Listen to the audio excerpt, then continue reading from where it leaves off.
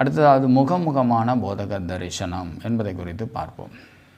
தேவன் நம்மை சபிப்பதற்கோ எச்சரிப்பதற்கோ ஆசீர்வதிப்பதற்கோ முகமுகமாய் போதிப்பாரானால் அது முகமுகமான தரிசனம் என்று சொல்ல முடியும். ஆதியாகமம் புஸ்தகத்தில் 2வது அதிகாரம் 15-17வது வசனத்தை நாம் வாசிக்கலாம். தேவனாகிய கர்த்தர் மனுஷனை ஏதேன் தோட்டத்தில் அழைத்து கொண்டு வந்து அதை பண்படுத்தவும் காக்கவும் வைத்தார். தேவனாகிய கர்த்தர் மனுஷனை நோக்கி, நீ தோட்டத்தில் உள்ள சகல விருட்சத்தின் கனியையும் புசிக்கவே புசிக்கலாம், ஆனாலும் நன்மை தீமை அறியத்தக்க விருட்சத்தின் கனியை புசிக்க வேண்டாம், அதை நீ புசிக்கும் நாளிலே சாகவே சாவாய் என்று கட்டளையிட்டார் என்பதை நாம் பார்க்கிறோம்.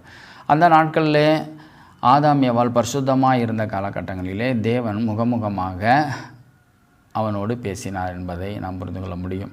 எனவே இந்த உபதேசம் அவனுக்கு ஒரு எச்சரிப்பாக இருந்தது. அதை நீ புசிக்காதபடிக்கு எச்சரிக்கையாக இரு, புசிக்கின்ற நாளிலே சாகவே சாவாய், உன்னுடைய ஆசீர்வாதத்தை இழந்து போவாய் என்று தேவன் இந்த இடத்துல ஒரு எச்சரிப்பாக பேசுகிறார்.